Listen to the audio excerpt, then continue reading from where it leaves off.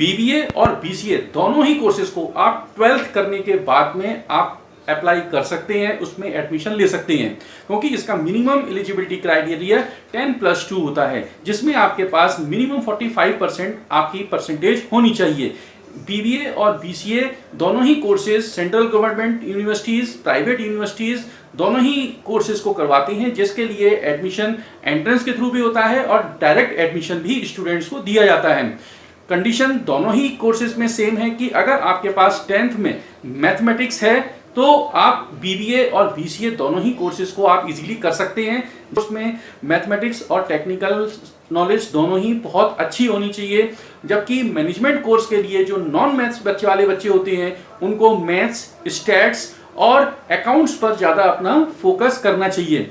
BCA course में computer subjects के अलावा आपको मैथमेटिक्स के सब्जेक्ट्स, आपको मैनेजमेंट के सब्जेक्ट्स पढ़ने पड़ते हैं। वहीं पर बीबीए में आपको मैनेजमेंट सब्जेक्ट्स के अलावा आपको कुछ सब्जेक्ट्स कंप्यूटर के भी होते हैं, कुछ सब्जेक्ट्स आपके मैथमेटिक्स के भी होते हैं, स्टैट्स के भी होते हैं।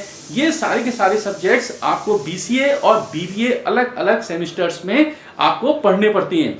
हर सेमेस्टर में बीसीए के अंदर एटलीस्ट 5 to 6 सब्जेक्ट्स होते हैं, जबकि बीबीए में मिनिमम 6 सब्जेक्ट्स आपको हर सेमेस्टर में कंप्लीट करने पड़ते हैं। तो जैसा कि मैंने अभी आपको बताया कि बीसीए और बीबीए दोनों ही कोर्सेज को आप central universities, state universities, private universities में एंट्रेंस एग्जामिनेशन के थ्रू या डायरेक्ट एडमिशन के थ्रू आप वहां पर एडमिशन ले सकते हैं।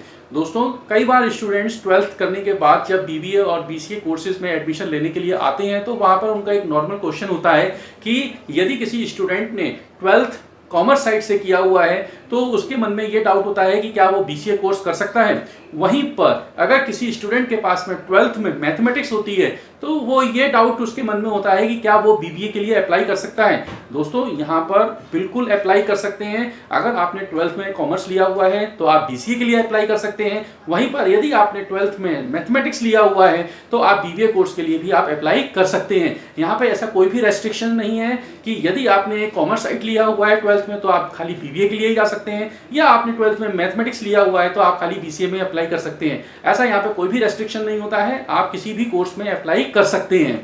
तो अगर हम बीबीए में पढ़ाए जाने वाले सब्जेक्ट्स के बारे में बात करते हैं तो उसमें business communication, business ethics, business environmental, business organisation, HRM, business law, company law, income tax, GST, financial management, operation research, cost accounting, company accounts, ये सारे से सारे सब्जेक्ट्स होते हैं जो कि आपको पढ़ाए जाते हैं। इनके अलावा कुछ कंप्यूटर के भी सब्जेक्ट्स होते हैं, मैथमेटिक्स के भी सब्जेक्ट्स होते हैं, स्टैटिस्टिक्स के भी सब्जेक्ट्स होते हैं जो कि आपको सेमेस्टर में क्लियर करने होते हैं।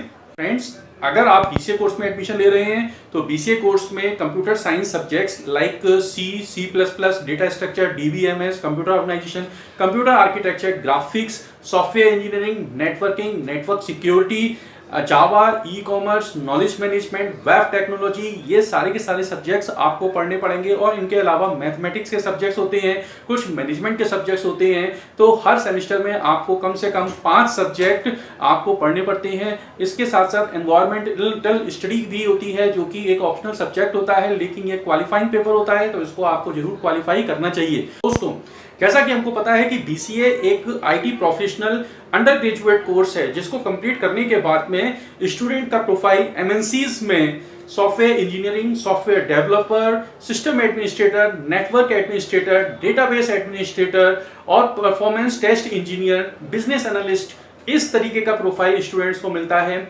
आईटी कंपनीज में स्टूडेंट्स की जॉब लगती है। तो बीबीए कोर्स करने के बाद में स्टूडेंट्स की एमएनसीज में जॉब लगती है। वहां पर उनका जो प्रोफाइल होता है वो एचआर एग्जीक्यूटिव का होता है, फाइनेंस एग्जीक्यूटिव का होता है, वहां पर सेल्स एग्जीक्यूटिव, और वहां पर उनको मार्केटिंग एग्जीक्यूटिव का प्रोफाइल मिलता है। उनको मैनेजरियल पोस्ट के लिए भी उनको प्रोफाइल मिल सकता है। अगर वो एक्सपीरियंस के साथ में अप्लाई करते हैं तो बीबीए कैंडिडेट्स जो होते हैं वो मैनेजर की पोस्ट तक अच्छे प्रोफाइल पर पहुंच सकते हैं।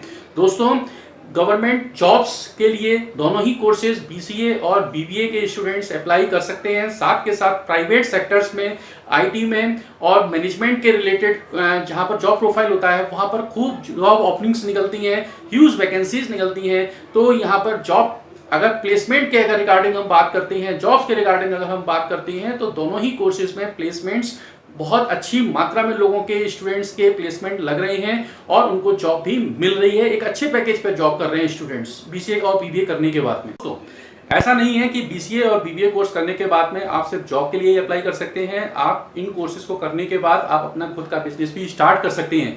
बीसीए करने के बाद में आप खुद की अपनी सॉफ्टवेयर डेवलपमेंट कंपनी डाल सकते हैं, जिसमें आप सॉफ्टवेयर को डेवलप कर सकते हैं, वेब डेवलपमेंट आप स्टार्ट कर सकते हैं। साथ के साथ नेटवर्क रिलेटेड आप प्रॉब्लम्स को, कंपनीज की प्रॉब्लम्स को आप शॉर्ट आउट करने के लिए अपने यहाँ से आप सर्विसेज प्रोवाइड करवा सकते हैं। आप हार्डवेयर रिलेटेड प्रॉब्लम्स को शॉर्ट आउट करने के लिए हार्डवेयर की असेंबलिंग आप कर सकते हैं, कंप्यूटर की रिपेयरिंग और सेलिंग आप कर सकते हैं।